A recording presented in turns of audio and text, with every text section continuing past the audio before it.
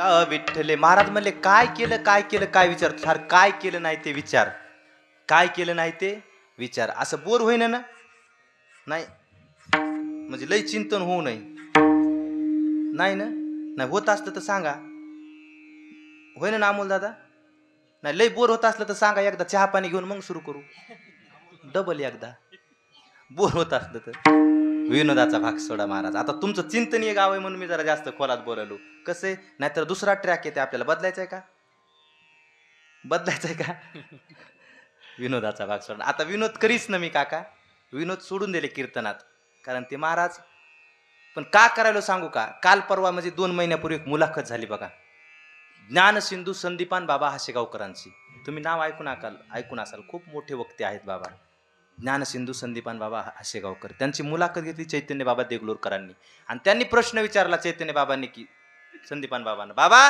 कीर्तनात विनोद असावा का काय म्हटले कीर्तनात विनोद असावा का संदीपान बाबा 2 मिनिटं मौन बाळगलं बोलले नाही आणि 2 मिनिटाला सांगितलं बाबा आताच्या काळात कीर्तनात विनोद असावा का असावा याचं कारण वेगळं सांगितलं त्यांनी पण मी माझ्या बुद्धीला रुचलं पचलं ते तुम्हाला सांगतो का असावा ऐका सोयाबीनवर इकडे कुठला रोग पडतो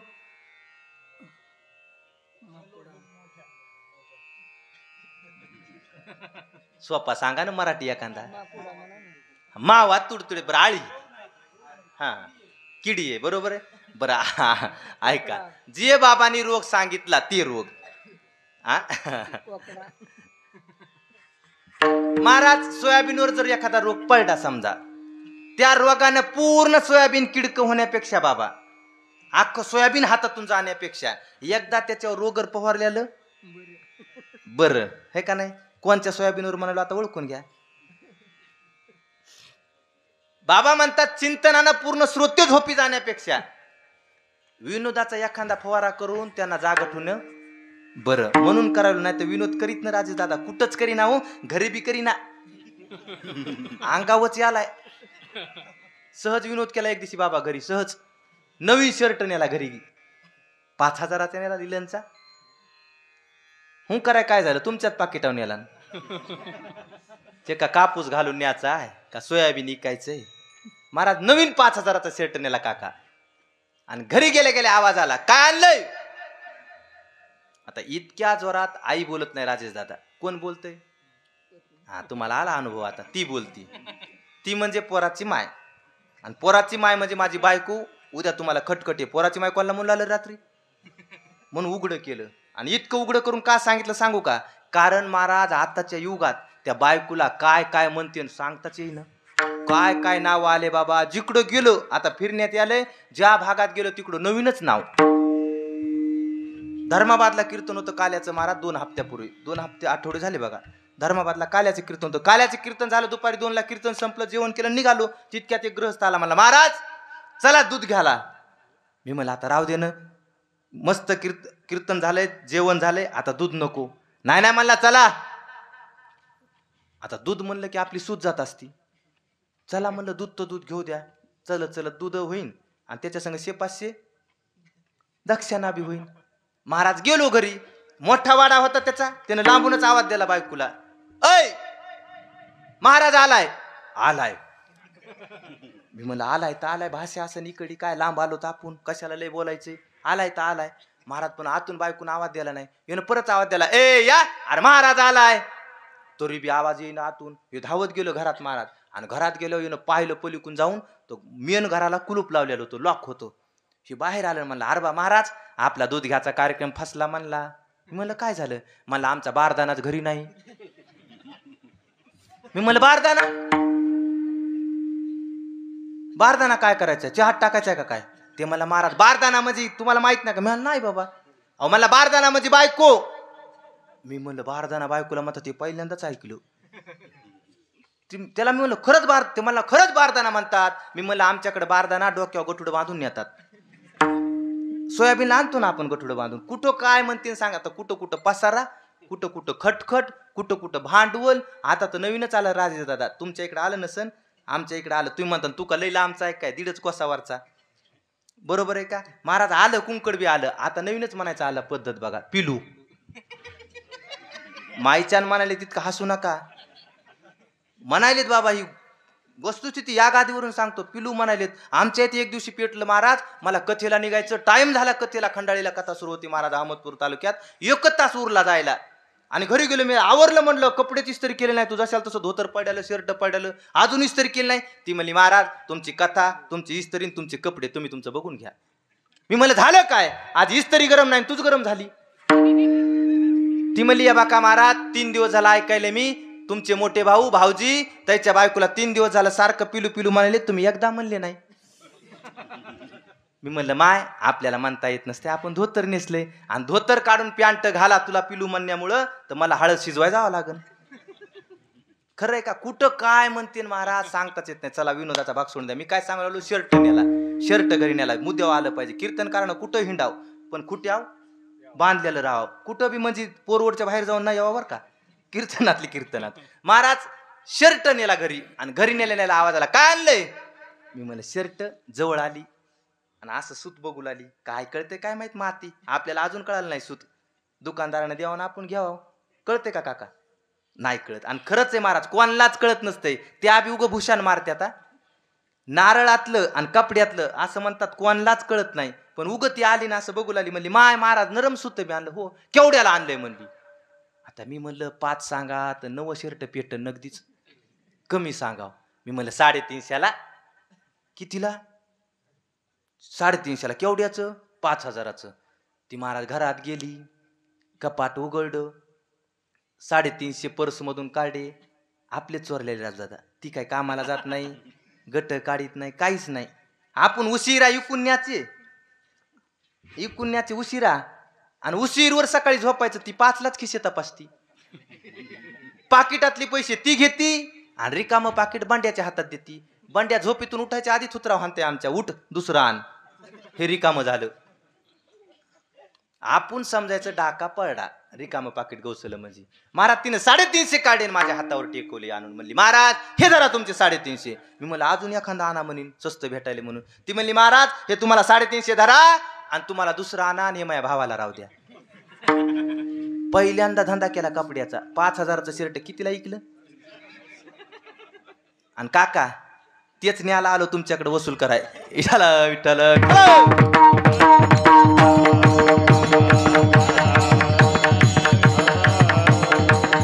चला विनोदाचा भाग सोडून द्या महाराज. अभंगावरती चिंतन करायचं, वेळ कमी राहिला आपल्याकडे, अर्धा तास राहिला. महाराज काय नो हे केले, एका चिंतिता विठ्ठले. महाराज आता किती फ्रेश झाले बघा बरं. येदोळवर कसे बसले होते, सूर्यफुलासारखी.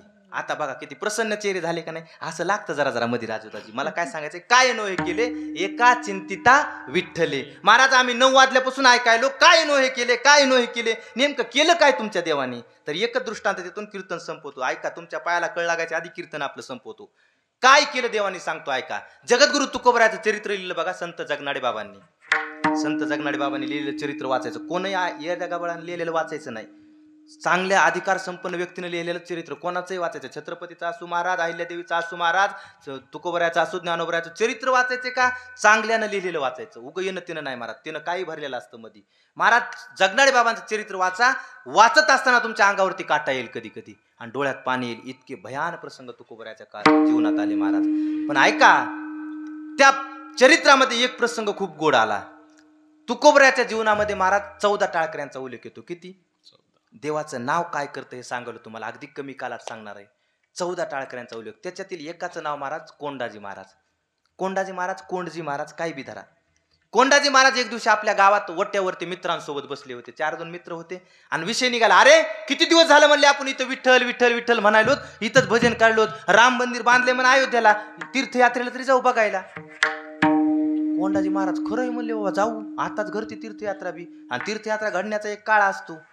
काही काही गोष्टी हातात असाव्या लागतात. जव हे सकळ सिद्ध आहे, हात चालावया पाय, आणि तव तू आपुले स्वहित पाय, तीर्थयात्रे जाय चुकू नको. जोपर्यंत हातात आहे तोपर्यंत जावं, हातपाय चालले तोपर्यंत जावं. एकदा हातपाय बसले की मग उगं जाऊ नये कुठं बी एसटी वाल्याला धन उतरेन चढव रे.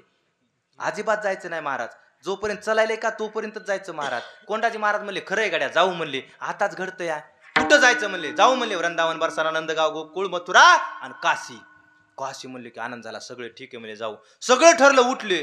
पण उठले महाराज इतक्यात एक जण म्हणला नाही गड्या जायचं म्हणला पण एकट्यानं नाही जायचं. मग आपला आपला बारदाना संघ न्याचा म्हणला. लक्षात आलं तुमच्या आता, हे का नाही? लई लवकर कळालं. महाराज आपापला बारदाना संघ. ठीक आहे म्हणले कोंडाजी महाराज तैला तरी कधी घडाव, आपल्या संघ तैला घडण घेऊ म्हणले. तैला बी ठरलं. महाराज घरी गेले आणि घरी गेल्यानंतर सांगितलं ऐकलं का ग, परवाच्या दिवशी आपल्याला यात्रेला जायचं. यात्रा म्हटलं की महाराज माऊल्यांच्या आनंदाला पारावारत नसतो. धावत आली महाराज घरातून बाहेर. माय कुठं जायचं, किती चांगले आहेत म्हणली माय तुम्ही, उगत तुम्हाला मी वाईट म्हणत होते, लग्न करून भाषण सोडे घरात येऊन, तसं मला घराच्या बाहेर कुठं नेलं नाही, नेमकं जायचं कुठं म्हणली.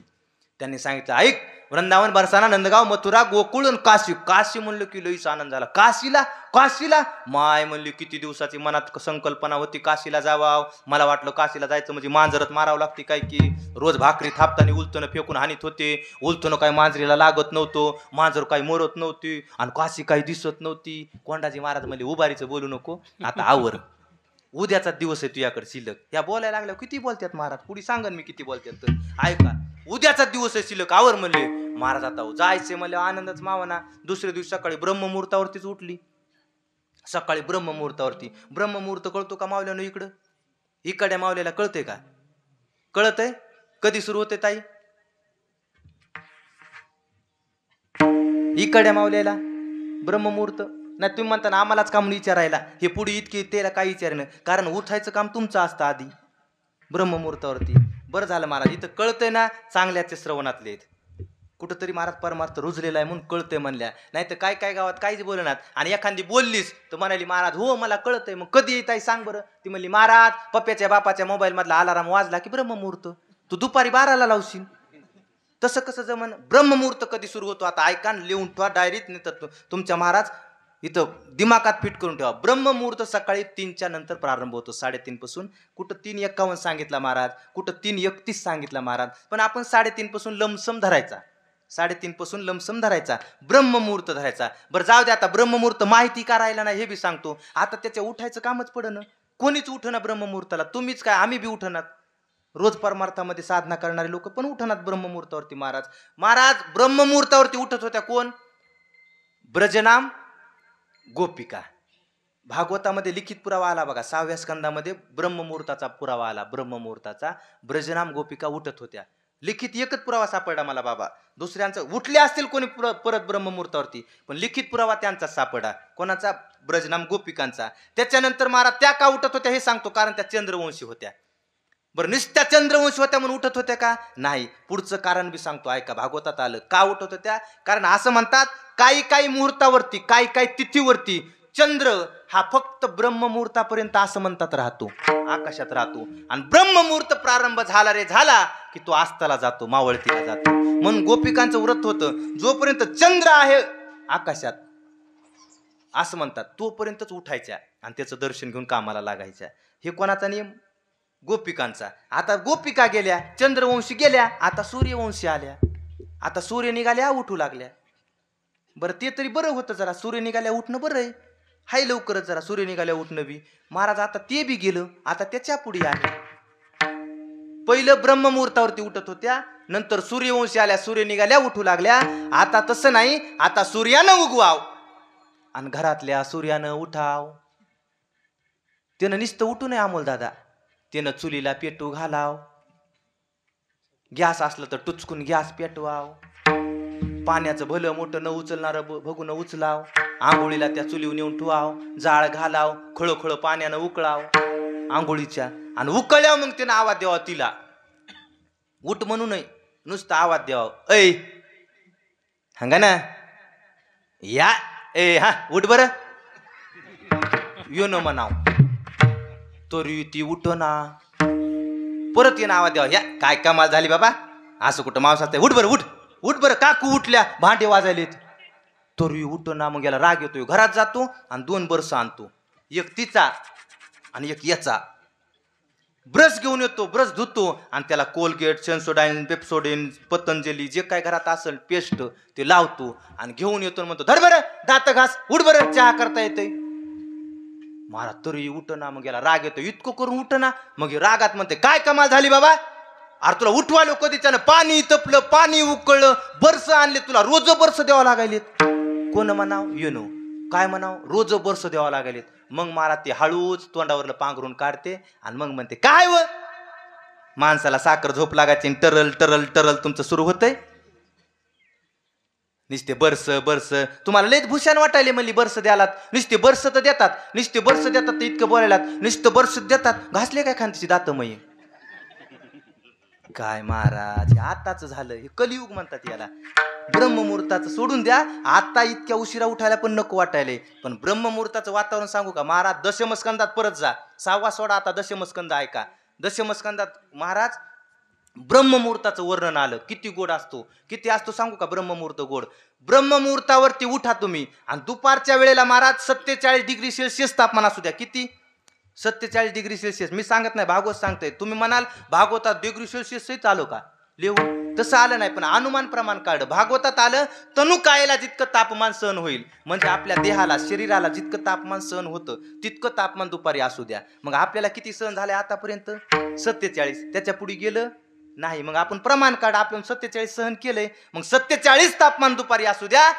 तरी देखील ब्रह्ममुहूर्तावरती उन्हाळ्यात उठायचं. दुपारी 47, पण ब्रह्ममुहूर्तावरती उठा, तुम्हाला गुलाबी थंडीत लागती. उन्हाळ्यात हे ब्रह्ममुहूर्ताचं महत्व आहे महाराज. उन्हाळ्यात गुलाबी आल्हाददायक सुख देणारी थंडी लागती. कधीतरी उठा मावलं ना, आता उद्याच उठा, सप्ताह सुरू आहे, उद्याच्याला ब्रह्ममुहूर्तावरती उठा. ऐका माझं लेकराचं, उद्या उठायचं सकाळी, ब्रह्ममुहूर्तावरती स्नान करायचं, सडा सामर्जन करायची, रांगोळी करायची, देवाला धूपबत्ती करायची. काय वातावरण होतं प्रसन्न महाराज ते. आणि तितक्या प्रसन्न वातावरणामध्ये महाराज चुलीमध्ये मंद मंद अग्नी असावा प्रज्वलित झालेला, आणि दुरून मंदिराहून सोर कानावर पडावे. ते सोर किती गोड असते सांगू का, एकदा श्यामभाऊ जबरदस्त विकू द्या लांबणीचा, किती गोड असते सांगू का ते सोर. ऐका महाराज, सकाळी सकाळी कानावर पडावते. आळविते जागविते, आळविते जागविते, सकल सृष्टी तुला जागरे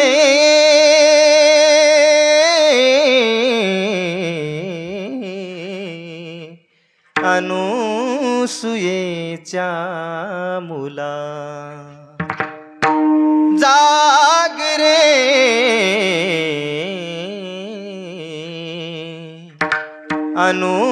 अनुसुयेच्या मुला, तुझ्या कृपेने झुले चेतना,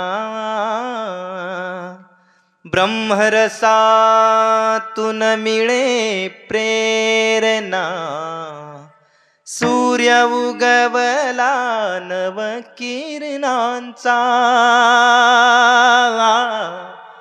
सूर्य उगवला नव किरणांचा, गंध देतो फुला.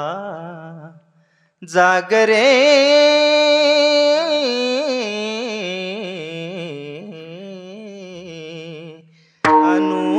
अनुसुयेच्या मुला, जागरे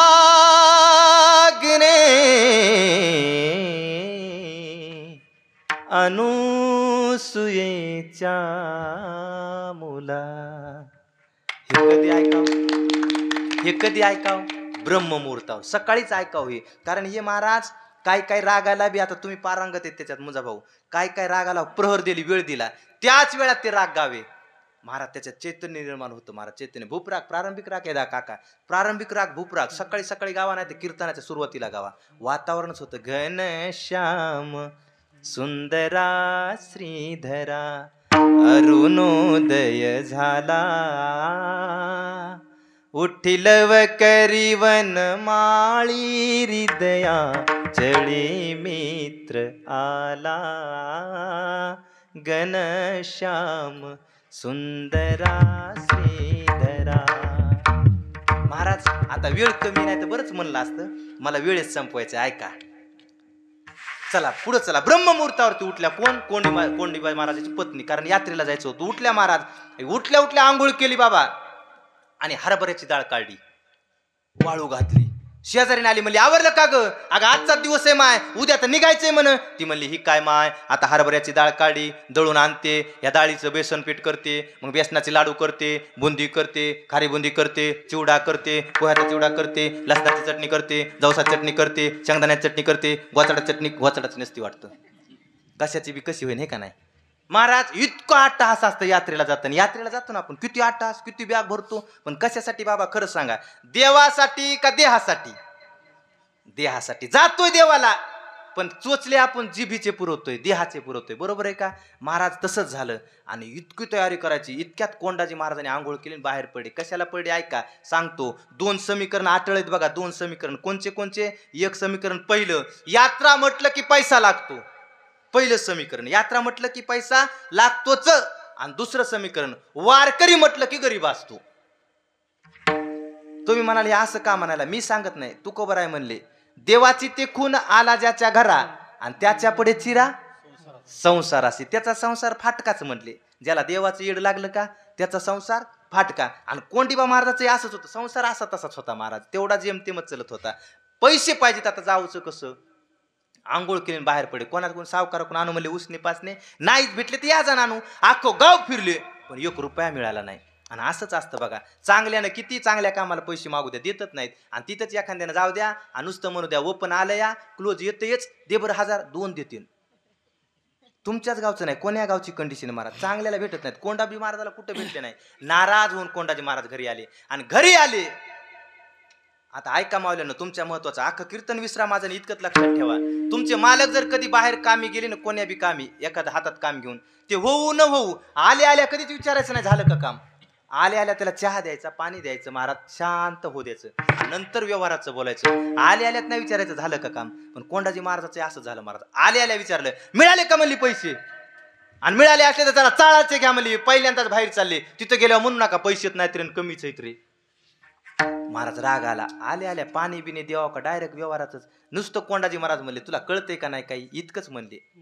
आणि इतकंच म्हणून बघा ईश्वर भाऊ घरी जाऊन उद्या काय होतंय. तर नुसतं सुरुवात करायची भांडणाची, आपण किती बोलत्यान महाराज ह्या बापा बापा बापा बापा.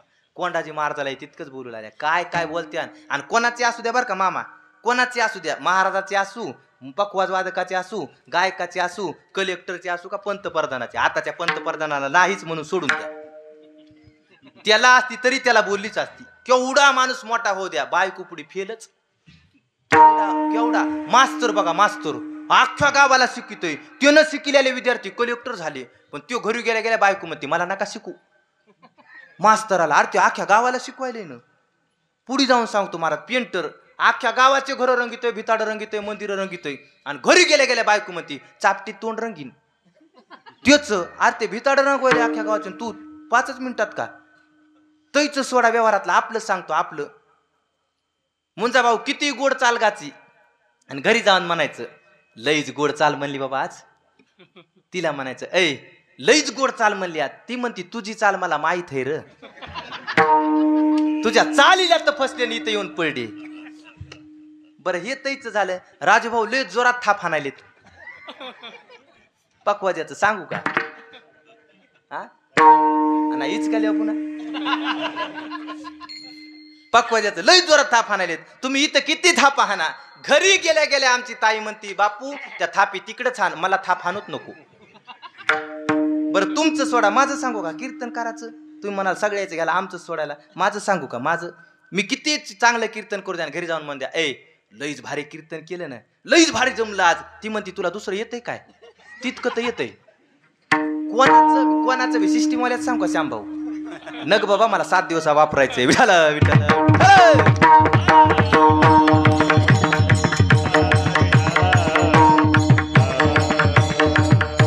महाराज कोंडाजी महाराजाची पत्नी बोलली, मनात राग द्वेष म्हणजे उद्वेगना झाली, दुःख वाटलं, पत्नी बोलावी. आणि आणखी एक सांगू का मावल्यानो, विनोद सोडा, आता गंभीरपणाने ऐका 2 मिनिटं बरं का.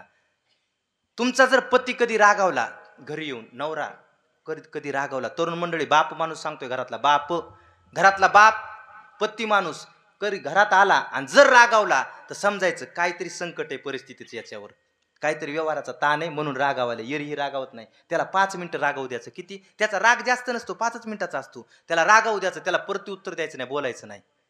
अजिबात नाही. कारण सांगू का, बाप म्हणजे कसा असतो घरातला सांगू का, बाप माणूस कर्ता पुरुष प्रमुख, कुटुंब प्रमुख, घरातल्या पत्रांसारखा असतो.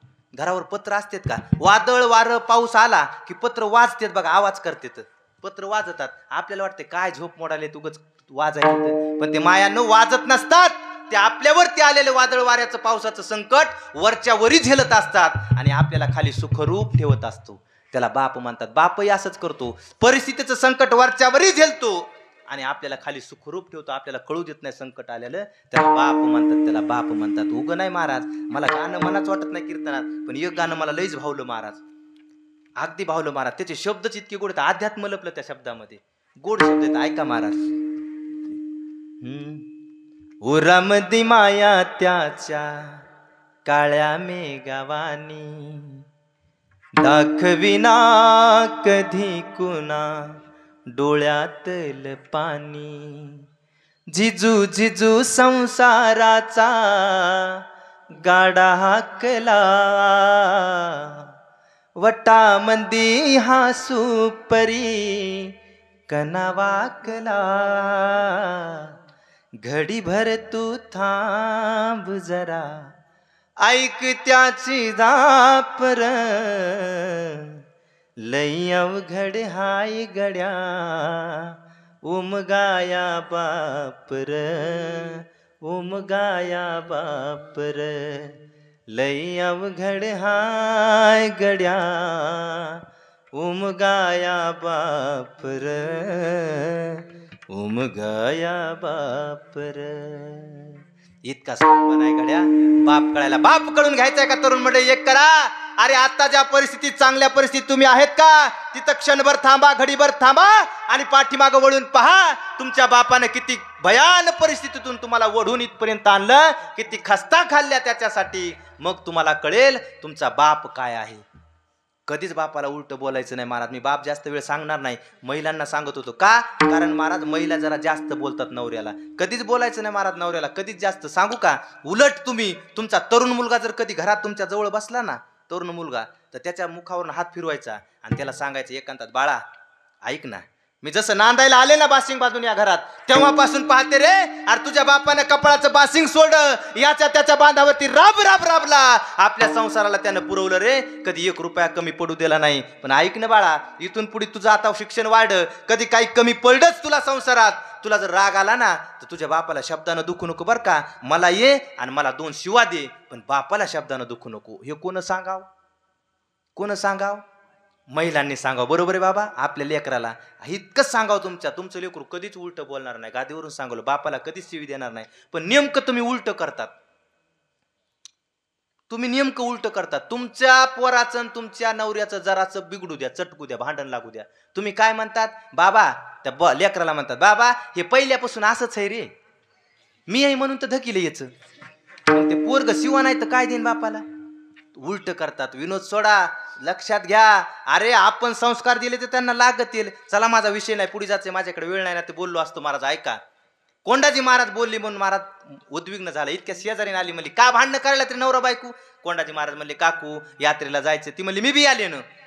पण कोंडाजी महाराज म्हणले, यालीस काकू, पण आमच्याकडे पैसेच नाहीत, पैशामुळे तर भांडण नाही. अरे होईन काहीतरी, म्हणले निघून गेली. इतकंच म्हणली, होईन काहीतरी, गेली निघून. मग कोंडाजी महाराज बाहेर पडले. आता ऐका, उद्विग्न मनाचा माणूस, ताणातला माणूस, टेन्शन मधला माणूस बाहेर पडला की घराच्या बाहेर पडल्या पडल्या कुठं जातो, एकाच ठिकाणी जातो बघा. तो कुठं, मंदिराव. बरोबर आहे, वा मंदिराव. ईश्वर भाऊ तुम्ही मंदिराव म्हणले, एका गावात मी असंच विचारलं कुठं जातो, ताणातला माणूस कुठं जातो सांगा बरं. सरळ ते माणूस मला टाळकरी म्हणला, हो देशीच्या दुकानावर जातो. मी म्हणलं कसा जाईन बापू, कोंडाजी महाराज आहेत ना ते, काही बी कसं महाराज. महाराज मंदिरात गेले आणि मंदिरात जाऊन देवाला आपलं दुःख सांगायचं होतं. आणि नेहमी देवाला दुःख सांगितलं पाहिजे महाराज. इथं तिथं आपलं उघडं दुःख करायचं नाही कधीच. देवा सांगू सुख दुःख, देव निवारेल भूक. देवाला दुःख सांगायचं, देवाला सुख सांगायचं. इथं तिथं सांगत बसायचं नाही महाराज. उग मावल्यानं तुम्हाला बी सांगतो ऐका, हिच्या तिच्या दारात जाऊन म्हणायचं नाही माझी सून चहा देईन, तिची बी देईन, पण ती कुठं बी सांगन. आपलं दुःख झाकून ठेवायचं, सांगायचंय तर देवाला सांगायचं महाराज. आपली जखम आहे ना, देवापुढे जायचं, देवापुढे उघडी करायची. कारण इथं तिथं का उघडी करायची नाही. असं म्हणतात प्रत्येकाच्या घरात मलमय असं नाही, पण मीठ प्रत्येकाच्या घरात असतं, म्हणून आपली जखम जपून उघडी करायची. जपून उघडी. देवापुढे जायचं, केवढंही संकट असू द्या तुमच्यावर, केवढं आभाळा एवढं डोंगरा एवढं संकट येऊ द्या, देवापुढे जायचं, हात जोडायचे, डोळ्यात पाणी आणायचं आणि एकच देवाला म्हणायचं. काय? एकच म्हणायचं, ओ पालनहारे निर्गुण वो न्यारे, तुमरे बिन हमरा कोनो नाही, हमरे उलझन सुलझाओ भगवन, तुमरे बिन हमरा कोनो नाही. देवा, अरे तुझ्याशिवाय आम्हाला कोण आहे रे? इतकं देवाला हक्कानं म्हणायचं. मायबापा हो विटेवरून उडी मारेल, रावळातून बाहेर येईल आणि तुमची मदत करील, पण तितक्या तळमळीनं म्हणावं लागते बरं का. तितक्या तळमळी कळणार नाही तुम्हाला कोणाच्या रूपात आला, पण कोणाच्या तरी रूपात येऊन मदत करील महाराज, नक्की करेल तुम्हाला. कारण या मंडपामध्ये मी सांगून गेलो दुपारी, या मंडपामध्ये भागवत कथेमध्ये महाराज भगवान श्रीकृष्ण, राधा राणी, व्यासजी, शुकाचार्यजी प्रत्येक जण येऊन हजेरी लावत असतो. कोण्या रूपाने येईन, कधी येईन सांगत येत नाही. तुमच्या पंक्तीला येऊन जेवत असतो, कोण्या रूपाने येऊन जेवून सांगता येणार नाही. म्हणून इथं अन्नदान करा, इथं ऐकायला बसा. तुम्ही म्हणाला आम्ही मंदिराच्या मागून ऐकू, मागून काय दिसन तुला, देव येते ना, तू तिकडच राहशील. म्हणून समोरून ऐका. अरे भागवत ग्रंथ जर पाहिला तर साक्षात परमार्था प्रभू कृष्ण पाहिल्यासारखा आहे. ग्रंथ नव्हे हा श्रीकृष्ण. काय म्हटले? हा ग्रंथ नाही, प्रत्यक्ष भगवान कृष्ण आहेत महाराज. म्हणून महाराज वक्ता दिसन, ग्रंथ दिसेल, स्टेज दिसेल असं बसलं पाहिजे.